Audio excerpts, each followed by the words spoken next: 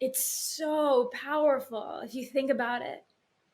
When we enter into the darkness, we enter into our depths, we enter into our grief, the shadow, the challenge. We actually give ourselves permission to be reborn. Welcome to the Reluctant Priestess podcast. I'm your host, Hannah Goldberg, and this is your space to explore the weird, woo-woo, and sublime world of spirit in a grounded and playful way. Each week, we'll learn how to navigate both the beauty and the bullshit of the spiritual world to see how and if all the fabulous topics in the name of wellness that you've been curious to know more about can actually help you uncover what it means to live a more deeply connected, inspiring, and fulfilling life. If navigating the world of the unseen has felt overwhelming, fake, or too out there for you to explore on your own before, you're exactly where you need to be. The cosmic abyss awaits, my love. Let's see what magic lies in store for us today.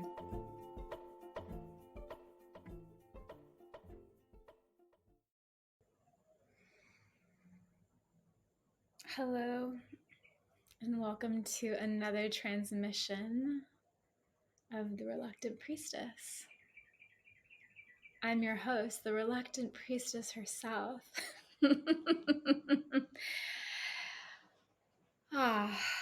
It's so funny. There's so much about that archetype of the priestess that's been coming in so profoundly over the past few weeks for me. The name of this podcast is like taken on new meaning even, because when I came up with it about a little over a year ago, I had been sitting at a sister circle, at a women's circle here in Bali, and I got a reading done, like a soul reading done by this woman. She asked me, she's like, "What is your question?" And I said, "I would like to be able to step more into my queen archetype." And she just was like, "You already have enough of that. That's not the archetype you're here to embody in this lifetime. You're here to embody the priestess." And I just started laughing because she goes, you're really resistant towards that archetype. And she was right. I felt so much resistance towards the priestess archetype because for those of you who are unfamiliar, this archetype really stems from the tarot. And the way that I see the priestess, because everybody's got a slightly different version of the same thing, but the way that I see the priestess is that she's deep in her feminine, she's deep in spirit, and she is the conduit between the other world, the spirit world, and the earth world. And she is here to translate spirit into earthly human tongue, speak. And she does it through sensuality. She does it through play. She does it through sex. She does it through art. She's like deeply embodied. And I really struggled with this archetype for a long time. I think one, because it felt really fucking woo-woo. And I definitely had a blockage around anything woo-woo. I definitely thought that I would be perceived as being strange or weird and definitely not accepted. So that was part of it. And then the other piece was I really struggled with all the art and sensuality, which might sound strange to those of you who are listening who've maybe known me for a while. I always recognized myself as a dancer, but not necessarily as an artist. And I didn't really start to actually accept it and embody it until the past year. Artistry as a title for myself. And for those of you who are loyal listeners, I really resonate with artistry, that word artist, as a deep embodiment, just another word, a synonym for the feminine. And so stepping into my artist, stepping into my feminine was really intense for me. And I finally, I remember the moment I was like, I accept it. This is it. This is who I am. It was around Easter last year. And that's a whole other story. But it totally makes sense what was going on for me physically and mentally and emotionally and all the blockages I was working through where that came through finally. And then on top of it, sex and sensuality. I've been deeply disconnected from my sexuality for a long time.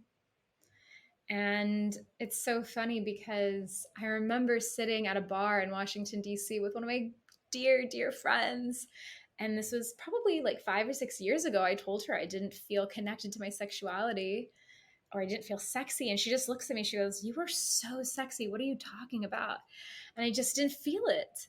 And where it was coming from, I knew what she meant because I was starting it, and it was coming from a really egoic space of being like wearing the pencil skirts as the vice principal at the school with the 4.5 inch heel stilettos, and making sure I looked Instagram ready for all my yoga poses and all of the things, right? Wearing my lipstick, making sure my hair was done. And there's nothing wrong with that. I like to look nice. I like to feel like I look nice. But I embody it in such a different way now. And that I don't need to wear the makeup to feel sexy. I don't even need anybody to tell me that I'm sexy for me to feel sexy. I live in a really deep, juicy embodiment as this living orgasmic prayer, always. Where I feel such deep connection with the world around me and to spirit and to myself. And I love myself so very deeply, to the point where I wake up and I give myself little kisses and I say good morning. I say good rising to myself every morning. I tell myself I love myself regularly. I tell the air, I tell the world around me, thank you, I love you regularly. I don't even know what for. It's just for existing, for me to exist. And it became clear to me in the past couple weeks that the role of priestess is something that I'm not only saying, I'm now doing. I've actually been invited to support in initiations and in healings over the past 2 weeks. And like for me, even leading experiences that are, they're priestess. It's priestess work. Diving into the realms of womb lore and mythology too. And I'm like, oh, right. I've been waiting for all of this for a long time. I just wasn't ready to receive it yet because I'd had all that resistance, that reluctance. And yeah, with this full moon in Leo that just happened, it became very clear what my patterns of behavior have been to disallow me from stepping fully into that dharmic purpose of priestess work, archetypal priestess work, and where I like to get distracted. Hint, it's men. men men in relationship is my drug of choice, generally speaking, always has been. And yeah, it's really curious. So yeah, this weekend I took a vow to spirit that I would just deeply, deeply embrace my oracular truth as a priestess. And there's a lot of different ways that's showing up. But I've been learning more about the gene keys. So there's astrology is kind of the gateway drug into spirituality. And then once you get into astrology, then you might find the human design. And human design is a little bit more masculine and actionable, taking the astrology and like transmuting it into something actionable, something you can move forward on. And then the gene keys is much more mystical. So it's back into the feminine artistry of the I Ching, the Chinese I Ching, and like the deep universal mysteries. And so I finally have felt ready to dive into the gene keys. It's been like right in my field for the past couple of years. And I finally am like, okay, it's time for me to learn what this is really about. Reading and listening about it, I'm like, woof. The priestess is here to stay, people. And yeah, so allowing myself to just be the most me, myself, is what it's kind of been about. And by kind of, I mean totally been about. And wow, The permission slip to be ourselves is one of the greatest gifts we can actually give ourselves. And there's no one who can truly give us the permission slip to be ourselves than ourselves. We can see, Lacey Phillips calls people expanders in her manifestation work. And Lacey Phillips is amazing. I'll put a link below to her work. If you're curious about manifestation specifically, she calls people expanders who show us what is possible, right? That helps us to do some of the neural repatterning and reprogramming.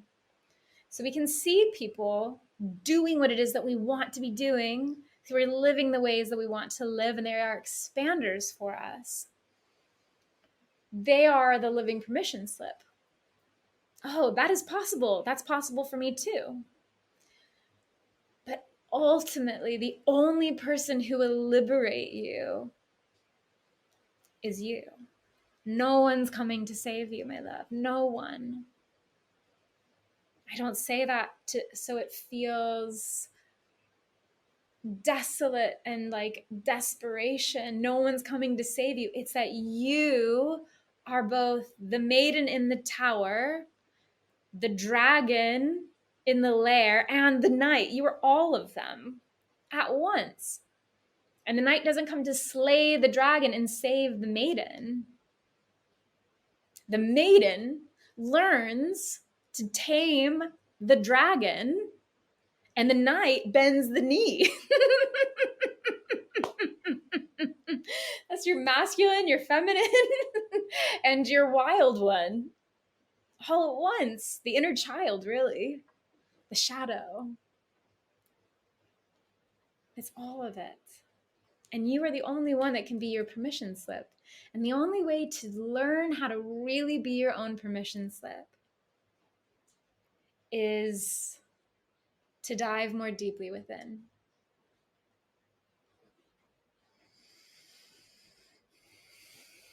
And we have all of these different tools to do that. Ultimately, though, making space to be on your own is one of the greatest gifts you can give yourself. Sitting in silence with yourself,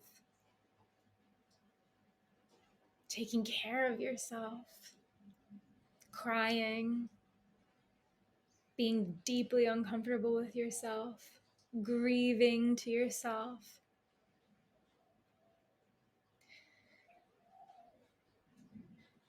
There's a lot of bullshit in the spiritual world. There's a lot of bullshit in the entire world. But in the spiritual world, especially now, online, and look, I live in Bali. I live in like the spiritual Disneyland of the world is what it feels like. And nothing wrong with that. Love Disney World. There's a space for that too. There's a lot of people in this world who will tell you that they are the only ones who can heal you, that they are the only ones who can initiate you, that they are the only ones who can support you, that they are the ones with the knowledge that you desire and that you seek. That is an old paradigm that I recognize that I am here to shatter. It's why sometimes I don't get work, because I'm not going to sit here and tell you that I am your guru. I'm not going to sit here and tell you that I'm the only one you can learn from. I'm not here to tell you that I'm the only one for you. I am one of many who you can learn from, and ultimately the only one who's going to be able to really teach you is you, because you have to be open to it. I can't teach anyone anything if they're not open to it. I do recognize that being who I am, and part of my energy and part of my dharma is to set people into motion, to ignite people by my mere presence. I'm a soul fire starter. Soul the soul of like the essence, the spirit, but soul as in your light body. I have seen it happen with multiple beings who choose, even if it's just for a moment, to say yes. And I see that ignition go, and then they usually get set forth onto pretty intense path of transformation. And it's not always super fun, but they also put up a lot of resistance. And the ones that don't, it's a lot more smooth sailing. So I do recognize the power of my presence and gifts, and that I am part of that initiation. It doesn't mean I am the only one who can do that, though. Ultimately, you have to still be a yes. You have to be a yes for your own transformation. I was speaking to this beautiful couple I was working with recently, and it came up, this idea of choice and free will. And it's like, destiny is a real thing that I believe in. I believe that there are things in this world that we truly have no control over, and it was always destined. And I also believe in free will. I believe that both exist at the same time, which means that there's this blueprint for what's going to happen, and we can still choose our own adventure within the blueprint of that destiny. I don't believe in one or the other. I believe in both. I believe in everything. Everything all at once, always, which is kind of intense.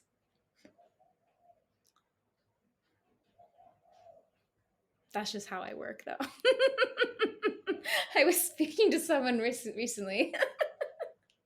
I was speaking to someone recently, and I said, oof, life has been feeling pretty intense lately, even for me. And I should be used to it by now because everything feels pretty intense always, anyways. But when I even think it's intense, it's like really, really, really intense.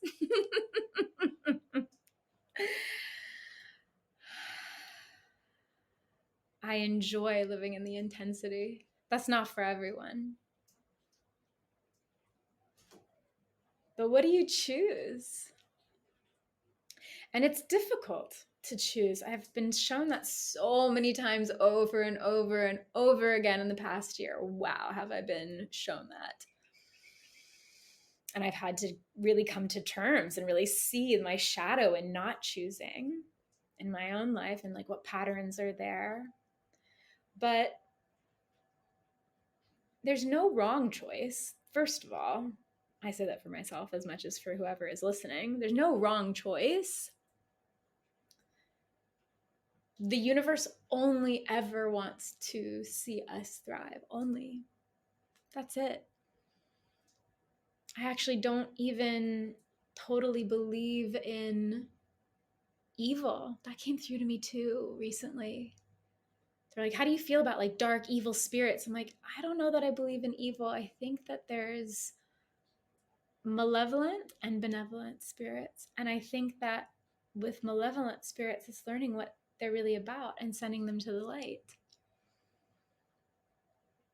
It's always about drawing the dark aspects of our being, the shadow, in closer and loving it more fully. Not about being afraid of it or casting it aside or killing it off. It's just like, hi, I love you. I see why you exist. Thank you. What do you need to be transmuted and alchemized to light? All of this is to say, how do you choose your own transformation? You have to learn who you are. How do you learn who you are? You have to be silent. How do you be silent? You have to work through shadow and grief. You have to give yourself permission to be right in ways that sometimes feel deeply uncomfortable. I won't say that they're wrong because I don't believe that that's true, but it might feel deeply uncomfortable to give yourself permission to be right in a number of different ways.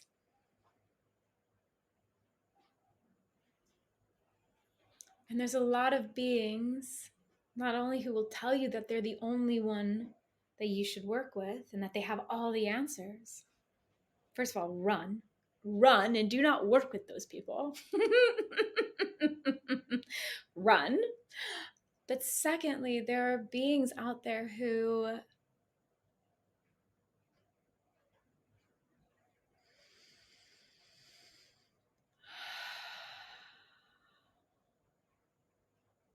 they'll tell you that there's a life hack to happiness.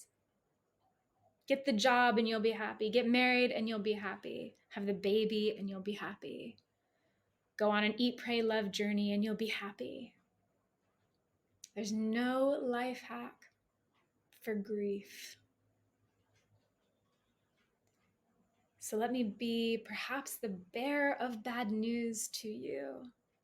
If you would like to experience wholeness, holiness,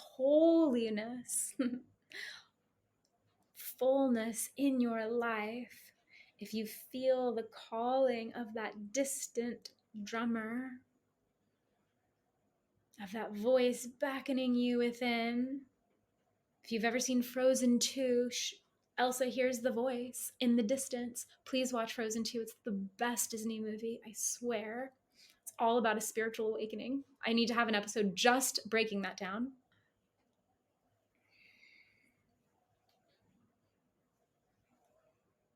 If you feel a calling towards a deeper yearning and longing, the only way to experience joy, bliss, fullness is to move through your grief. Grief is the least sexy thing to talk about. And I'm finding more and more, not just with myself, but with many other beloveds, the only thing that actually matters when it comes to transformation is learning how to move through your grief.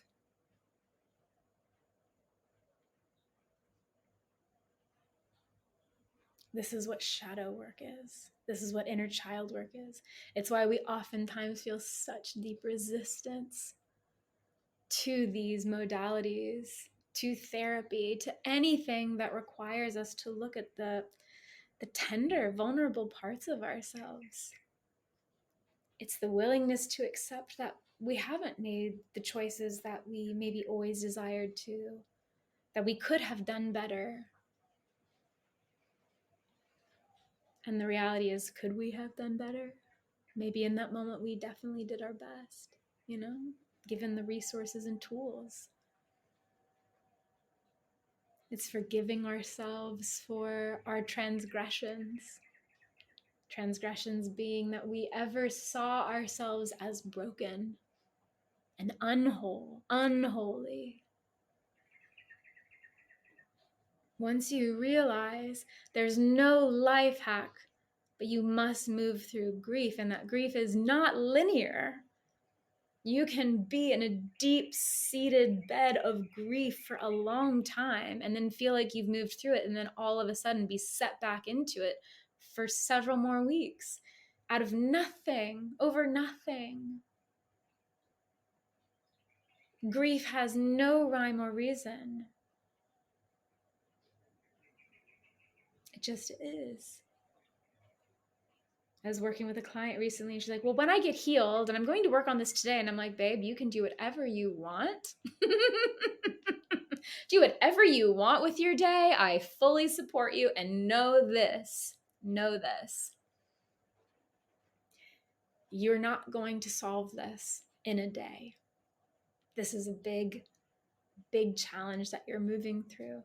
And ultimately, it will probably keep presenting itself over and over and over again. How deep you go into grief each time and how quickly you pull yourself out, that'll be the practice. Making sure you set yourself up for success. Who is your community? What is in your toolbox? How much love and tenderness can you give yourself as you move through it?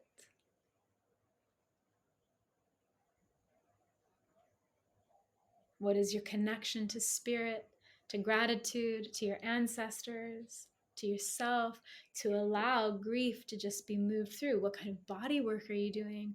What kind of movement exercises do you have? What are your values? If you don't know what your values are, your like top 5 values in life, get really clear for yourself on that. And this is one of the first exercises I do with my clients, like when I'm working in a mentoring and coaching capacity, is like, we determine what your values are. Because if you know what your values are, every decision you make becomes much more clear and aligned once you know that, because then you can make sense of it and sit in abundance mindset, which I spoke to in my last podcast episode. You can go back and listen to that. Like when you sit in an abundance frequency and you make decisions from a values and abundance space, then it becomes a lot easier to feel whole and to feel more connected and loving and in alignment with yourself as you move through difficult things. You learn to trust more, you learn to surrender more, you learn to feel vibrant, sensual, all of that. Because what I've found from personal experience and from those beings who I've worked with is that when we feel the most grief, it's because we're moving out of alignment with our values. Here's an actionable assignment for you to put into your toolbox. Can you forgive yourself for making those decisions? You didn't maybe know what your values were. And maybe if you did, there's a reason why you went against them. Can you forgive yourself then? And can you let yourself sit in the tenderest of griefs?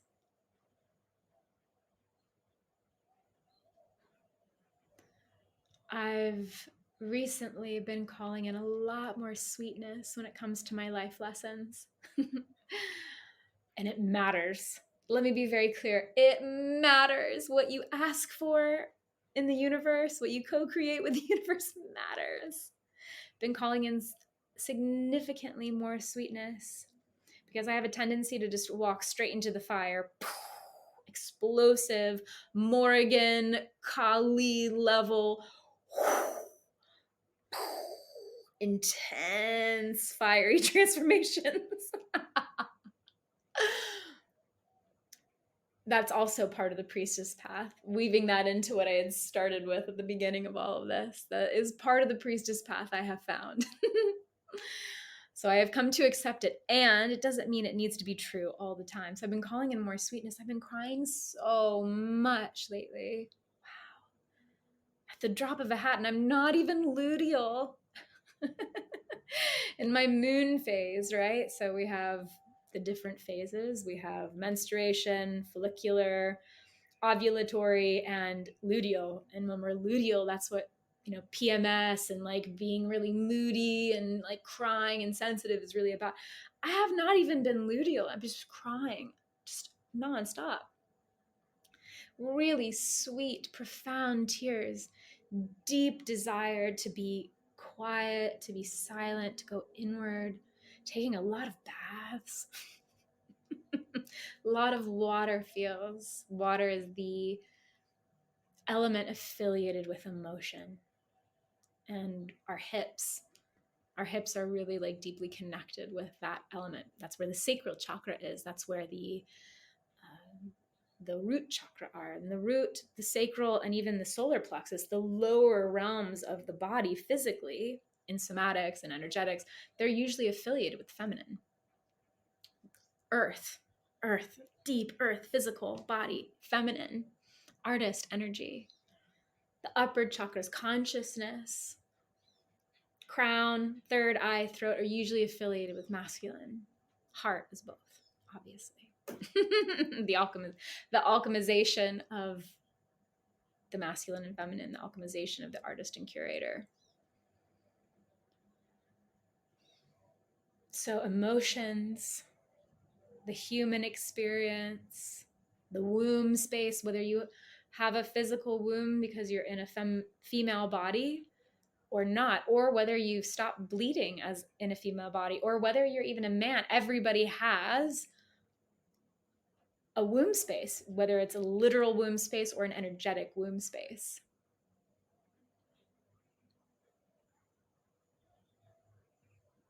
And so all of those emotions are moving through. How did I get on this topic? Oh, yeah, I was talking about myself. And all the tears and the grief. I don't even totally know what I've been grieving. Some of it I do know, and some of it I don't.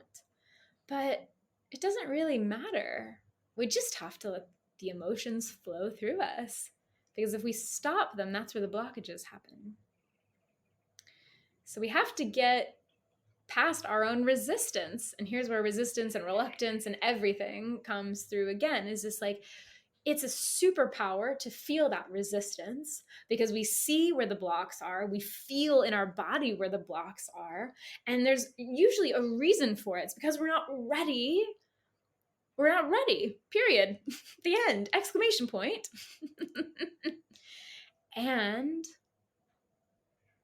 we also have to choose to be ready too. That's the great paradox of all of it. We can feel the resistance, but will we keep choosing the resistance after a while, or will we finally surrender to it? And there will be grief in the surrender because it's in letting go of an old way of being when we step into a new way of being. That's just how it works. That is the law of attraction, of manifestation, of anything that you were holding on to from the past that is no longer serving you. Cliched statement, but so true. Everyone's always saying, let go of what's no longer serving you. Let go of what's no longer serving you. What does that mean? It means release the blockage you have over needing whatever that thing is that made you you, according to only you.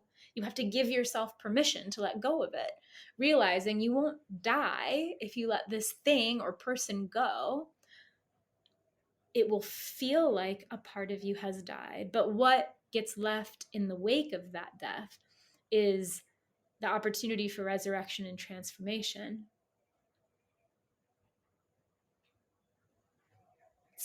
Space for something new is now made. New life.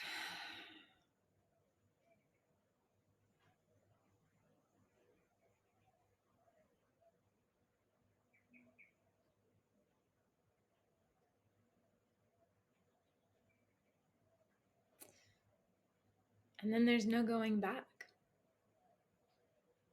I mean, we can, but we'll ultimately know when we've gone backwards, so to speak. It will be very difficult to do it anymore. Because once we have a new baseline of reality, we won't want to experience the old reality anymore. I found that even like several years ago when I was first diagnosed with celiac disease.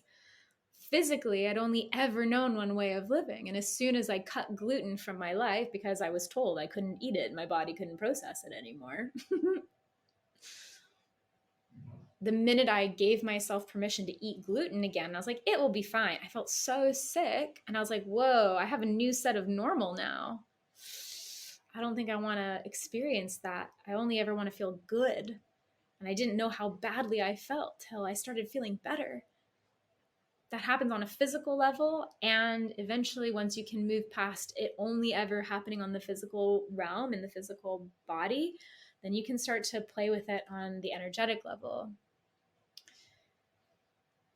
But there are certain ways that we go about transformation. It usually starts with the physical body, right? So yoga, for instance, is usually the beginning for a lot of people into the spiritual world. They want to get into like feeling strong, feeling better. They want to like heal their they want to be more flexible. They want to heal their backs, like whatever it is, they want to focus on the physicality. And then yoga, which is the yoking of mind, body, and soul, coming together, merging in one, you actually realize that the physical body is a manifestation, is the physical embodiment of your essence. What is happening in the external is happening what's on the internal. So we start to realize, oh, it's not just the physical body. I actually have all these other things that I want to work through. And then once you start unpacking all of that and moving through the grief and letting things go and crying, probably a lot, you find ways of feeling better. And then you have a new baseline. And it's not always crying. For the record, it's not always crying. Catharsis comes in a lot of different forms.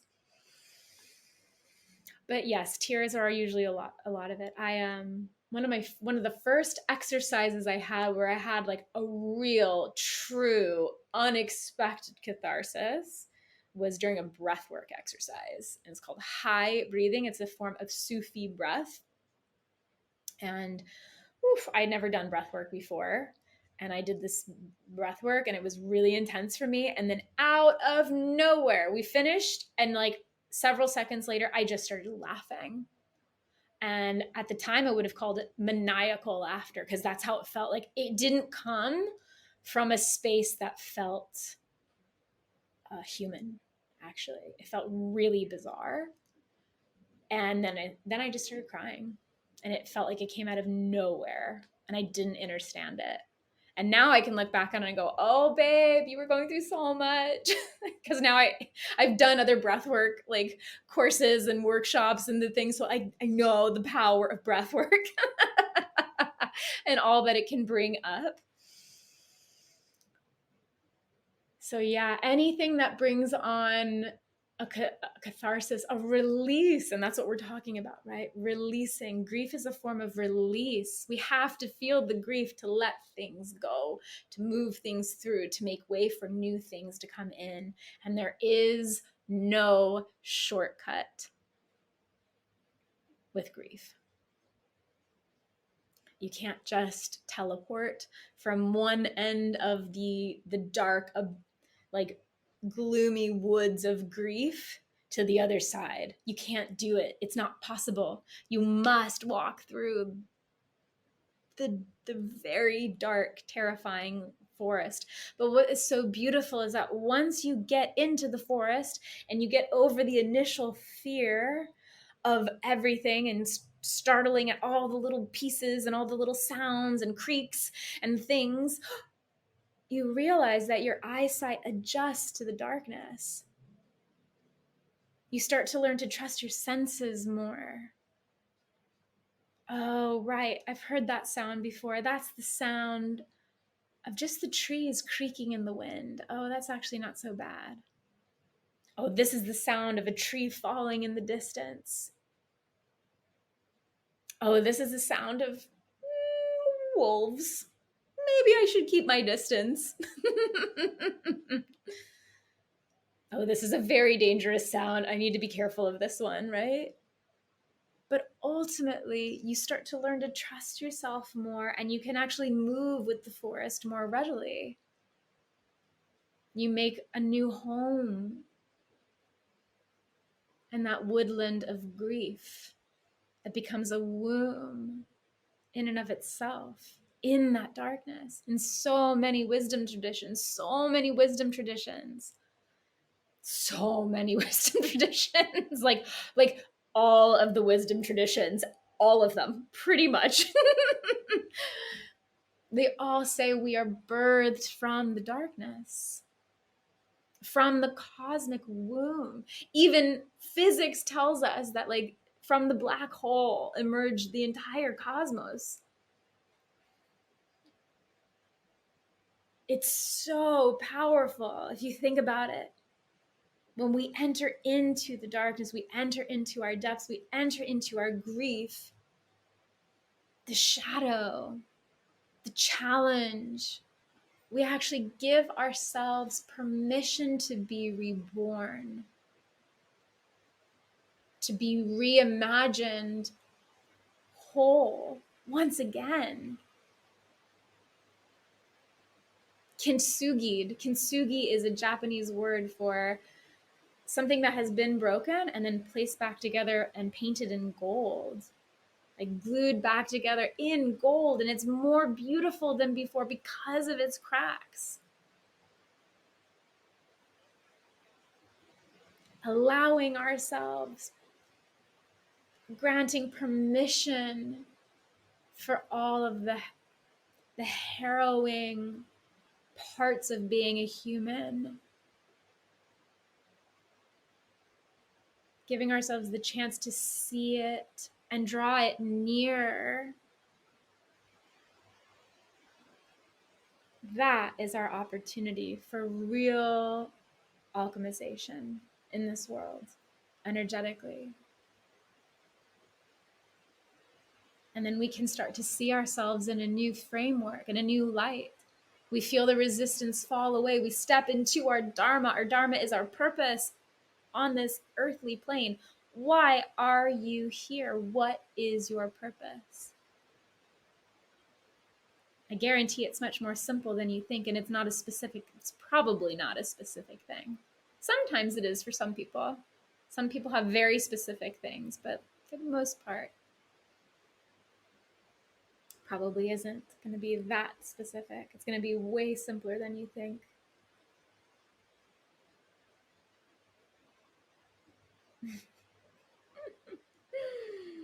Just that.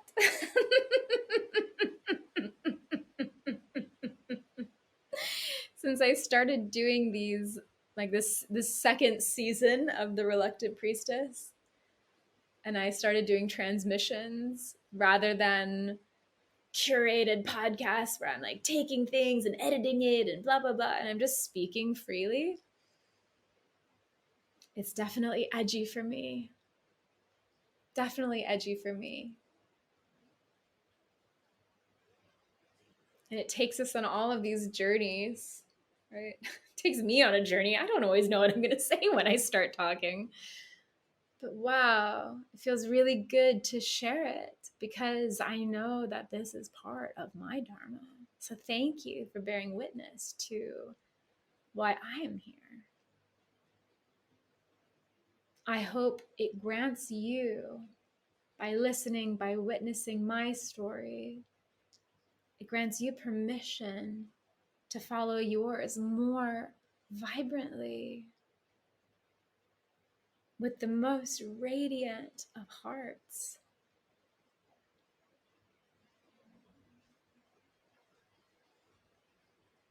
I desire everyone to feel the way that I feel. I can't even begin to put it into words, and I'm pretty good with words. I'm pretty damn good with words. It's hard to express it though. But I desire this for you, my loves. May you be open to receiving your own greatness and stepping fully into your fullness. Stepping more fully into your fullness, your wholeness, your holiness. Because you are. You are holy. You are perfect as you are. You are the embodiment of love. You just have to remember it. May your journey, wherever it takes you along the way, lead you to that remembrance of self, always. With deep love and adoration, with deep gratitude, thank you for listening. Thank you for being here. Thank you for being alive. Thank you for choosing this reality. I love you. And until next time, this formerly reluctant priestess bids you adieu to God. I've never said that before. Adieu to God. Send you to the God essence. Send God essence to you. And it's not to you, it's the remembrance of your own God essence. May you find your way back to God within. I love you. Just that. Ciao, babies. Till next time. Thank you so much for tuning into this very reluctant Priestesses podcast. Without you, I'm just talking to myself, and as much as I actually enjoy that these days, this is way more fun. If you liked this episode, please be sure to rate, subscribe, and leave a review. And take a moment to send this to someone who you think this episode might resonate with. Who knows? Maybe it's the bit of magic they didn't know they were looking for. Until next time, ciao!